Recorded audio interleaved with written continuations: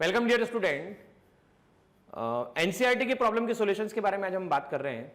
इस पूरे लेक्चर में जैसा कि आप देख चुके हैं, पहले मैं आप लोगों से वो सारे क्वेश्चन डिस्कस कर चुका था जो बेसिक लेवल के क्वेश्चन थे। क्वेश्चन को डिस्कस करते समय हमने सीक्वेंस पे गौर ना करते हुए पहले सारे सिंपल क्वेश्चन डिस्कस किए। अब हम कुछ ऐसे क्वेश्चन डिस्कस करने जा रहे हैं जिन क्वेश्चंस में कंसेप्चुअल क्लैरिटी की जरूरत होगी। अगर आपने बहुत अच्छे से एनसीईआरटी की थ्योरी को पढ़ा है तब आप इस पर काम कर सकते हैं, अदरवाइज ये डिफिकल्ट होगा। देखिए हमको क्या करना है, in deriving the single slit diffraction pattern. Single slit diffraction pattern में डेरिवेशन करते समय हमने ऐसा माना था कि इंटेंसिटी इन पर्टिकुलर एंगल के लिए 0 होती है। तो हमें स्लिट के सुटेबल सिलेक्शन को लेकर हमें बताना है कि किस तरह से कैंसिलेशन को लिया जा सकता है, किस तरह कैंसिलेशन अप्लाई किया जा सकता है। सेकंड क्वेश्चन, उसके बाद हम देखेंगे कॉर्पस्कुलर थ्योरी। ये बताती है, कॉर्पस्कुलर थ्योरी बताती है कि लाइट की जो स्पीड होती है वो वाटर के अंदर ज्यादा होती है और वैक्यूम के अंदर कम होती है। जबकि ये प्रेडिक्शन एक्सपेरिमेंट से जो होता है वो एक्सपेरिमेंट से सही नहीं मिलता है। और ये सही नहीं मिलता है तो बताइए कौन सा पिक्चर होगा या कौन सा एक्सप्लेनेशन का तरीका यहां पर यूज किया जा सकता है। तीसरा, हमें देखिए यहां पर हमें क्या बताने की जरूरत है। हाइगन प्रिंसिपल को यूज करते हुए हमें इस मिरर के सामने जैसा कि हम सोर्स रख रहे हैं, देखिए सपोज ये देखिएगा यहां पर हाइगन principle leads the laws of reflection and refraction. Use the same principle to deduce directly at the point object placed in front of the mirror, produce a virtual image whose distance from the mirror is equal to the object distance from the mirror. कुल मिला के देखिए हमने ray optics chapter जब पढ़ा था तो ray optics में सीखा था कि जितने डिस्टेंस पर ऑब्जेक्ट होता है उतने डिस्टेंस पर इमेज बनती है। जितने डिस्टेंस पर ऑब्जेक्ट होता है उतने डिस्टेंस पर इमेज बनती है। डिस्टेंस ऑफ ऑब्जेक्ट और डिस्टेंस ऑफ इमेज दोनों सेम होते हैं। ये आपने और हमने सीखा था, बराबर है। ये हमें हाइगन्स प्रिंसिपल की मदद से भी बताना है, ये यहां पर हम प्रूव करके देखेंगे। और देखिए साउंड वेव में डॉपलर फॉर्मूला जो डॉपलर इफेक्ट का जो फॉर्मूला होता है, ये क्वेश्चन में देखिए 10.15 साउंड वेव में डॉपलर इफेक्ट का जो फॉर्मूला होता है उसमें दो सिचुएशन हम स्टडी कर रहे हैं कि जब सोर्स रेस्ट पर हो, ऑब्जर्वर मूविंग हो, और सोर्स मूविंग हो तब ऑब्जर्वर रेस्ट पर हो। पर जब हम लाइट की बात करते हैं, साउंड की बात नहीं करते, जब हम लाइट की बात करते हैं तो लाइट के केस में यह सिमेट्रिक फॉर्मूला होता है। मतलब यहां इस बात का कोई फर्क पड़ता ही नहीं है। किस बात का फर्क नहीं पड़ता है? मतलब सोर्स मोशन कर रहा है या ऑब्जर्वर मोशन कर रहा है, इस बात का कोई फर्क नहीं पड़ता। जब ये फर्क नहीं पड़ता है तो ये क्यों नहीं पड़ता है, इसके बारे में हमें चर्चा करनी है। तो चलिए बोर्ड पे चलिए और इन सारी बातों को हम सीखेंगे आज इस लेक्चर के अंदर और समझेंगे, कंसेप्चुअल अंडरस्टैंडिंग हमारी बिल्ड करेंगे। देखिए स्टूडेंट 10.21 इसमें क्या बोला गया है? इसमें बोला ऐसा गया है कि आपके पास एक स्लिट है, स्लिट का विड्थ ए दे रखा है, ठीक है। अब इस स्लिट की विड्थ को जो यहां से यहां तक आपको ए दे रखी है, हमें क्या करना है, हमें डिफ्रैक्शन पैटर्न, फ्राउनहोफर डिफ्रैक्शन के बारे में बात करनी है। तो हमें इस स्लिट को n नंबर ऑफ पार्ट्स में इक्वली डिवाइड करना है और इक्वली डिवाइड करके ये प्रूव करना है, ये समझाना है कि पॉइंट P पर, कहीं पॉइंट P पर इस जगह से जो लाइट पहुंचेगी, इस जगह से जो लाइट पहुंचेगी, इस जगह से जो लाइट पहुंचेगी, ये तीनों लाइट जब पहुंचेगी तो लाइट के पहुंचने पर वहां जो इंटरफेरेंस के बाद डिफ्रैक्शन पैटर्न जनरेट होगा, इंटरफेरेंस होगा, इंटरफेरेंस के बाद डिफ्रैक्शन पैटर्न जनरेट होगा। तो जब मिनिमा या डार्क मिलता हो तो उसके लिए जो कंडीशन आती है n lambda equal to sine theta, वो हमको प्रूव करना है। तो चलिए समझते हैं इस बात को। पहले हम इस स्लिट के इन हिस्सों को, मैं सेंटर से एक लाइन यहां पर ड्रॉ कर देता हूं। देखिए यहां से सेंटर पे मैंने लाइन ड्रॉ की। सेंटर से लाइन ड्रॉ करने के बाद इस पॉइंट पर सपोज मैं इस वाले पॉइंट को 1 कहता हूं, सपोज मैं इस वाले पॉइंट को 2 कहता हूं, ये 1 है, मान लेते हैं इसे 1 डैश कहते हैं। सेंट्रल पॉइंट को मैं मान लीजिए O कहता हूं, that I am saying central point is O। अब होता है ऐसा है, लाइट आएगी, लाइट को इंसिडेंट करवाया, वेवलेंथ लैम्डा आया, लाइट के आने के बाद लाइट बैंड हुआ, तो लाइट बैंड यहां से हुआ थीटा एंगल पर, इस पोर्शन से हुआ थीटा एंगल पर, इस पोर्शन से हुआ थीटा एंगल पर। मैंने क्या किया, मैंने इस स्लिट के सेंटर पॉइंट से यहां से यहां तक का डिस्टेंस जो ए था, देखो यहां से यहां तक का डिस्टेंस कितना था, ए था, ये डिस्टेंस कितना है, तो ये डिस्टेंस है a/2, ये डिस्टेंस कितना है a/2। मैंने स्लिट को दो हिस्सों में डिवाइड कर दिया, टू पार्ट्स में डिवाइड कर दिया, और ये दोनों पार्ट इक्वल है। अब जब ये दोनों पार्ट इक्वल हैं तो देखिए यहां पर क्या होने वाला है, ये स्लिट की विड्थ, ये आपके पास में पॉइंट P, यहां से कुछ इस तरह से एंगल थीटा, ये सेंट्रल पॉइंट, यहां से यहां तक का विड्थ a/2। डेफिनेटली इस पॉइंट पर कहीं दूर जाकर इंटरफेरेंस कहीं हुआ होगा। अब देखिए ये ऐसा पॉइंट है, तो हमें साफ नजर आ रहा है कि ये वाला रास्ता और ये वाला रास्ता कंपेयर करो आप, ये वाला डिस्टेंस और ये वाला डिस्टेंस कंपेयर करो आप, तो ये वाला डिस्टेंस और ये वाला डिस्टेंस में से ये डिस्टेंस बड़ा है, ये डिस्टेंस छोटा है, बराबर है। ये वाला डिस्टेंस बड़ा है और ये वाला डिस्टेंस छोटा है, तो इसका पाथ बड़ा है, इसका पाथ छोटा है, तो इसमें पाथ डिफरेंस एग्जिस्ट कर रहा है। भाई इसका पाथ बड़ा है, इसका पाथ छोटा है, मतलब पाथ डिफरेंस एग्जिस्ट कर रहा है, और पाथ डिफरेंस एग्जिस्ट कर रहा है तो कितना कर रहा है, तो परपेंडिकुलर ड्रॉ कर देते हैं। ये परपेंडिकुलर ड्रॉ किया, मान लेते हैं पाथ डिफरेंस डेल्टा एग्जिस्ट कर रहा है, ये एंगल थीटा, तो ये एंगल थीटा आ जाएगा। अब चेक कीजिएगा, ये आपके पास में थीटा एंगल है, थीटा के सामने ये आपके सामने परपेंडिकुलर ये पाथ डिफरेंस दे रखा है, और हाइपोटेन्यूस आपको दे रखी है a/2। तो इस ट्राइंगल के अंदर आप सीधा सीधा लिख पाएंगे sine theta perpendicular upon hypotenuse delta upon a/2, तो पाथ डिफरेंस को लिखा जा सकता है a/2 साइन थीटा। क्या लिखा जा सकता है बच्चों, a/2 साइन थीटा। देखिए हम एक्सप्लेनेशन कर रहे हैं डिफ्रैक्शन पैटर्न का, लेकिन किसकी मदद से कर रहे हैं, हम ये बता रहे हैं कि वेव्स यहां से निकलेगी, किसी पॉइंट पे पहुंचेगी, वहां पर वेव एनर्जी डिस्ट्रीब्यूशन होगा, मतलब इंटरफेरेंस होगा, मतलब क्या होगा, इंटरफेरेंस होगा। और इंटरफेरेंस के होने के बाद क्या होगा बच्चों, इंटरफेरेंस के होने के बाद डिफ्रैक्शन पैटर्न वहां पे डेवलप हो रहा होगा। देखिए इंटरफेरेंस दो तरह के होते हैं, ऐसा मैं पहले भी आपको बता चुका हूं। There are two types of interference, first constructive interference and second is destructive interference. जब भी डिस्ट्रक्टिव इंटरफेरेंस होगा, जब भी कौन सा इंटरफेरेंस होगा, सभी लोग वापस जवाब देना मुझे, जब भी कौन सा इंटरफेरेंस होगा, डिस्ट्रक्टिव इंटरफेरेंस, तो पाथ डिफरेंस क्या होता है। भाई इंटरफेरेंस की बात कर रहा हूं, डिफ्रैक्शन की बात नहीं कर रहा हूं। जब भी इंटरफेरेंस होगा तो path difference odd multiple of λ/2 होता है। यहां पर n की वैल्यू 1 से शुरुआत होती है, 2, 3 इस तरह से निकाला जा सकता है, या अगर आप चाहें तो पाथ डिफरेंस को लिख सकते हैं 2n + 1 λ/2, जबकि n की शुरुआत कहां से होगी, 0, 1, 2 इस तरह से। आइए समझते हैं इस बात को। जब n की वैल्यू 1 रखी तो पाथ डिफरेंस आपके पास में λ/2 निकल कर आता है। आपने जैसे पाथ डिफरेंस को λ/2 रखा तो देखो क्या फर्क पड़ने वाला है, λ/2 पाथ डिफरेंस रखने पर 2 और d2 कैंसिल हो जाता है आपके पास में, दिस विल बी कैंसिल्ड।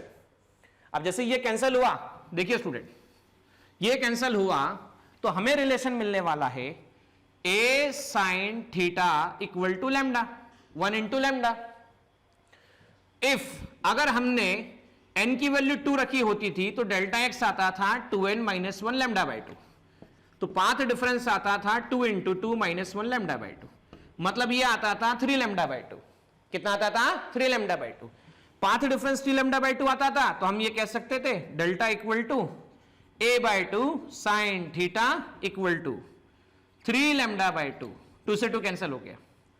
मतलब इस तरह से जैसे जैसे आप पाथ डिफरेंस बदलते जाओगे आपको आगे डिफरेंट वैल्यूज के लिए रिलेशन मिलता जाएगा। तो इस तरह से हम इस रिलेशन को जनरलाइज कर सकते हैं, a sin theta equal to n lambda. So we can conclude like this, a sin theta equal to n lambda. तो यहां पर हमने क्वेश्चन नंबर 10.21 को समझा।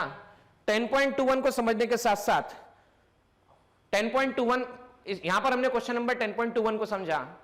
देखिए 10.21 क्वेश्चन को समझने के बाद क्वेश्चन है 10.12। इसमें क्या कहा गया है कि कॉर्पस्कुलर थ्योरी ऐसा कहती है कि जब लाइट एयर से वाटर में ट्रेवल करती है और किसी एंगल पर आती है ना, मान लो किसी एंगल पर आ रही है, हम जानते हैं एयर का रिफ्रैक्टिव इंडेक्स 1 होता है, वाटर का रिफ्रैक्टिव इंडेक्स मान लेते हैं म्यू होता है। कॉर्पस्कुलर थ्योरी ये कहती है कि जब लाइट, ये जो आपको दिख रहा है स्ट्रक्चर, इसे बाउंड्री कहते हैं। सपोज मैं कह रहा हूं ये ए है और ये बी है, सो ए बी क्या कहलाएगी? बाउंड्री। आई ओ नॉर्मल, ओ से एन डैश और ये आपके पास में r, i o n dash और आर, बराबर। तो नॉर्मल के साथ आने वाली रे का बनने वाला एंगल एंगल ऑफ इंसिडेंस है, और नॉर्मल के साथ जाने वाली रे का बनने वाला एंगल एंगल ऑफ रिफ्लेक्शन है, बराबर है, एंगल ऑफ इंसिडेंस और एंगल ऑफ रिफ्लेक्शन।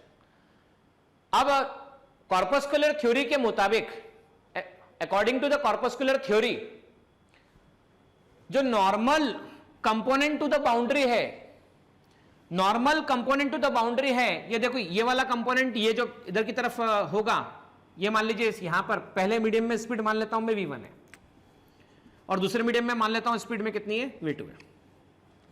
तो वेलोसिटी का ये जो कंपोनेंट है v1 cos i, और ये जो कंपोनेंट है v2 cos r, तो normal component will change but parallel component to the boundary will not change as per the corpuscular theory. तो पैरेलल क्यों? क्योंकि भाई पैरेलल कंपोनेंट में देखो एयर से ये वेलोसिटी का पैरेलल कंपोनेंट, ये पैरेलल कंपोनेंट, मीडियम चेंज नहीं हो रहा, बाउंड्री के अलोंग है, तो बाउंड्री के अलोंग है इसलिए कंपोनेंट में कोई चेंजेस नहीं है। तो देखो ये v1 है, तो देखो ये थोड़ा सा याद दिला देता हूं मैं आप लोगों को, ये v1, ये i, मुझे ये वाला कंपोनेंट चाहिए, ये v1 का बाउंड्री के अलोंग कंपोनेंट है, और ये v1 परपेंडिकुलर कंपोनेंट है, ये पैरेलल कंपोनेंट है। थीटा के सामने परपेंडिकुलर सबसे लार्जेस्ट आपके पास में हाइपोटेनियस है। तो बात करते हैं हम लोग sine i equal to v parallel component upon v1। तो पैरेलल कंपोनेंट आ गया v1 साइन i, पहला कौन सा आ गया? v1 sign i। वैसे ही इधर का कंपोनेंट जब आप निकालेंगे, तो इधर का कंपोनेंट निकालते समय देखो क्या होगा, यहां से ऐसा, ये कुछ इस तरह से, ये r है ना, ये नॉर्मल, ये आपके पास में स्पीड v2 इस मीडियम के अंदर। अब v2 स्पीड अवेलेबल है, अब मुझे ये वाला कंपोनेंट चाहिए, वापस से v पैरेलल, ये आ गया परपेंडिकुलर सबसे लार्जेस्ट हाइपोटेनियस, ठीक है सपोज। तो हम ये कंपोनेंट बोलेंगे वेलोसिटी का, तो वेलोसिटी का कंपोनेंट क्या हो जाएगा वापस बताओ मुझे? वापस हो जाएगा साइन r, परपेंडिकुलर कितना है? v पैरेलल, ये वाला बाउंड्री के अलोंग कंपोनेंट, और अपॉन v2, तो v पैरेलल क्या होगा? v2 sign r। मतलब जो कंपोनेंट बाउंड्री के अलोंग है, ये परपेंडिकुलर, ये अलोंग द बाउंड्री, ये परपेंडिकुलर, ये अलोंग द बाउंड्री, तो along the boundary components equal होंगे। अब जब along the boundary components equal होंगे तो हम क्या लिख सकते हैं? हम लिख सकते हैं v1 sin i that is equal to क्या? v2 sin r, v1 sin i that is equal to v2 sin r। जैसे ही इसको आपने ऐसा लिखा तो आप लिख सकते हैं sin i upon sin r that is equal to v2 by v1, जिसे लिखा जाता है स्नेल्स लॉ के हिसाब से म्यू, बराबर। अब हम ये बात जानते हैं कि v2 upon v1 equal to mu, so v2 equal to mu times of v1, और हमें पता है कि ग्लास का रिफ्रैक्टिव इंडेक्स 1.5 होता है, तो ये मतलब हुआ कि 1.5 टाइम्स ऑफ v, मतलब ये हुआ ग्लास में जो स्पीड है वो 1.5 times of speed in air है। स्पीड इन क्या है बच्चों? एयर है। पर क्या ये रियलिटी में सच है? क्या ये रियलिटी में सच है? स्पीड ग्लास में ज्यादा होती है, एयर में ज्यादा होती है? तो आप और हम जानते हैं स्पीड ग्लास में ज्यादा नहीं होती, ग्लास में कम होती है, जबकि एयर में ज्यादा होती है। इसलिए कॉर्पस्कुलर थ्योरी सक्सेसफुली ये नहीं समझा पाई कि डेंसर मीडियम के अंदर स्पीड कम होती है, रेयर में ज्यादा होती है। यह उल्टा कहती थी, कॉर्पस्कुलर थ्योरी कहती थी कि डेंसर मीडियम के अंदर स्पीड ज्यादा है, रेयर में कम है। तो अब ये जो बात एक्सप्लेन की, ये कौन सी थ्योरी ने एक्सप्लेन की? तो इसी कारण से ये जो क्वेश्चन हमने सॉल्व किया है, जहां पर कॉन्ट्राडिक्शन मिले, एक्सपेरिमेंटली देखा गया है कि एयर में स्पीड कितनी होती है, तो एयर में स्पीड होती है 3 × 10⁸ मीटर पर सेकंड, और ग्लास में स्पीड कितनी होती है, तो ग्लास में होती है 2 × 10⁸ मीटर पर सेकंड। मतलब स्पीड इन एयर बड़ी है किसके कंपैरिजन में? ग्लास। रेयर मीडियम में स्पीड ज्यादा है किसके कंपैरिजन में? डेंसर मीडियम के कंपैरिजन में। रेयर मीडियम में स्पीड ज्यादा है किसके कंपैरिजन में? डेंसर मीडियम के कंपैरिजन में। आप थोड़ा समझने पे ध्यान देना बेटा। तो आप क्वेश्चन में ऐसा बोला गया कौन सा पिक्चर इसको सेटिस्फाई करता है, मतलब अगर कॉर्पस्कुलर थ्योरी नहीं कर रही है तो कौन सी थ्योरी से सेटिस्फाई करेगी? तो बेटा हाइगेन्स वेव थ्योरी की मदद से मैं लेक्चर नंबर 2 के अंदर वेव ऑप्टिक्स प्लेलिस्ट में लेक्चर नंबर 2 लेक्चर नंबर 3 में रिफ्लेक्शन के कंसेप्ट और रिफ्रैक्शन के कंसेप्ट बता चुका हूं, आप जाके देखिए, आपको वहां पे बात मिलेगी। वहां पर हाइगेन्स वेव थ्योरी की मदद से आप रिफ्लेक्शन को भी प्रूव कर सकते हैं और रिफ्रैक्शन को भी प्रूव कर सकते हैं। देखिए बच्चों, क्वेश्चन नंबर 10.13 के अंदर, जो कि मैं स्क्रीन पे शेयर कर चुका हूं, आपको क्या बताया गया है? क्वेश्चन में ऐसा बोला गया है कि एक सोर्स है, एक मिरर के सामने रखा हुआ है, ये स्फेरिकल वेव फ्रंट एमिट करता है। तो आपको बताना है कि अगर सोर्स का मिरर से डिस्टेंस x है या सोर्स का मिरर से डिस्टेंस d है, तो अगर d डिस्टेंस पर सोर्स रखा हुआ है तो जितनी डिस्टेंस पर ऑब्जेक्ट है उतनी डिस्टेंस पर इमेज बनने वाली है, हमको बताना है। किसकी मदद से? हाइगेन्स प्रिंसिपल की मदद से। देखो हाइगेन प्रिंसिपल क्या कहता है? हाइगेन प्रिंसिपल ये कहता है कि जब पॉइंट सोर्स है और वो लाइट एमिट कर रहा है तो स्फेरिकल वेव फ्रंट कुछ इस तरह से ट्रेवल कर रहे होंगे। स्फेरिकल वेव फ्रंट आगे बढ़ रहे होंगे, आगे बढ़ते बढ़ते बढ़ते बढ़ते जब ये मान लीजिए यहां पे टकराएंगे तो स्फेरिकल वेव फ्रंट कुछ इस तरह से आएंगे, ये ऐसा।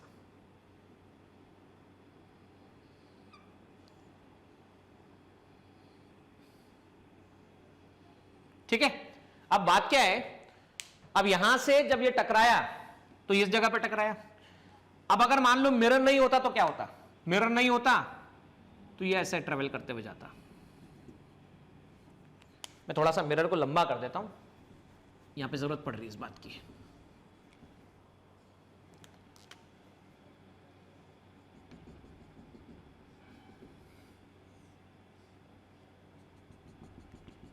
ठीक है, ये वेव फ्रंट है,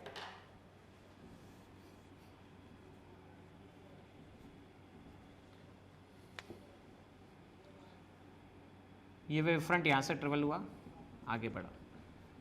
अब यहां से वेव फ्रंट ट्रेवल हुआ, फिर से आगे बढ़ा, फिर से वेव फ्रंट आगे ट्रेवल हुआ, फिर से आगे बढ़ा, वेव फ्रंट आगे ट्रेवल हुआ, आगे बढ़ा। मिरर नहीं होता तो, मिरर नहीं होता था तो ऐसे आगे बढ़ता जाता था, फिर से ट्रेवल हुआ, आगे बढ़ा। अब समझने में ध्यान देना बेटा। लेकिन मिरर है तो क्या होगा? मिरर है तो रिबाउंसिंग होगी, मिरर है तो रिबाउंसिंग होगी। रिबाउंसिंग ऐसा हुआ, इस तरफ आया, ये है तो ये इस तरफ आया, अब ये है तो इस तरफ होते हुए इस तरफ होते हुए इस पॉइंट पर आया। लास्ट नंबर पे देखिए, यहां से होते हुए इस पॉइंट पर होते हुए इस पॉइंट पर आ गया। मतलब क्या हुआ? मतलब एक सर्टेन डिस्टेंस के बाद, सर्टेन डिस्टेंस के बाद आई पोजीशन पर आगे बढ़ा, आगे बढ़ा, आगे बढ़ा, आगे बढ़ा, मिरर मिला। मिरर नहीं होता तो क्या होता? फिर आगे बढ़ता, फिर आगे बढ़ता, फिर ऐसा जाता, फिर ऐसा जाता, बराबर। पर मिरर मिला तो क्या हुआ? हम जानते हैं मिरर मिला तो इसका मिरर इमेज मिलेगा हमको। इसका मिरर इमेज रिबाउंस होकर इधर मिला, इसका इधर मिला, इसका इधर मिला, इसका इधर मिला, इसका इस तरफ मिला। मतलब जस्ट इसका मिरर इमेज आई का एस पर जा रहा है ना मिरर इमेज। मतलब हम ये कह रहे हैं जितनी डिस्टेंस ऑब्जेक्ट की है उतनी डिस्टेंस इमेज की यहां पर नजर आ रही है। डी डिस्टेंस पर है तो डिस्टेंस पर नजर आ रहा है। और पता है लग क्या रहा है? लग ये रहा है कि यहां से ट्रेवल हुआ, आगे बढ़ा, आगे बढ़ा, आगे बढ़ा, टकराया, टकराया। पर अगर मिरर नहीं होता तो आगे जाता। तो मिरर है तो क्या? इसका उल्टा बन गया। मिरर है तो क्या? इसका उल्टा बन गया। मिरर है तो क्या? इसका उल्टा बन गया। मिरर है तो क्या? इसका उल्टा बन गया। मतलब यहां पे आने वाला जो वेव फ्रंट है, मैं इस वाले वेव फ्रंट को कह रहा हूं मान लो PQ, और मैं इसे कह रहा हूं मान लो ये वाला P डैश Q डैश। तो ऐसा लग रहा है कि PQ वेव फ्रंट जो मिरर नहीं होता था तो होना चाहिए था। अगर मिरर नहीं होता था तो कहां होना चाहिए था? PQ पे। लेकिन मिरर है तो इसलिए कहां है? P डैश Q डैश पे। ये देखो P डैश Q डैश है। मतलब ये लग रहा है कि ये जो P डैश Q डैश आया है वो आई इमेज जो बन रही है वहां से वेव फ्रंट ट्रेवल करके आया। तो इस तरह से हम ये कह सकते हैं जितना डिस्टेंस ऑब्जेक्ट का है उतना ही डिस्टेंस किसका नजर आ रहा है बच्चों? इमेज का। या ये कह लीजिए हाइगन कंस्ट्रक्शन प्रिंसिपल से हम ये बता चुके हैं जितने डिस्टेंस पे ऑब्जेक्ट होगा उतनी डिस्टेंस पे क्या फॉर्म होने वाली है? इमेज फॉर्म होने वाली है।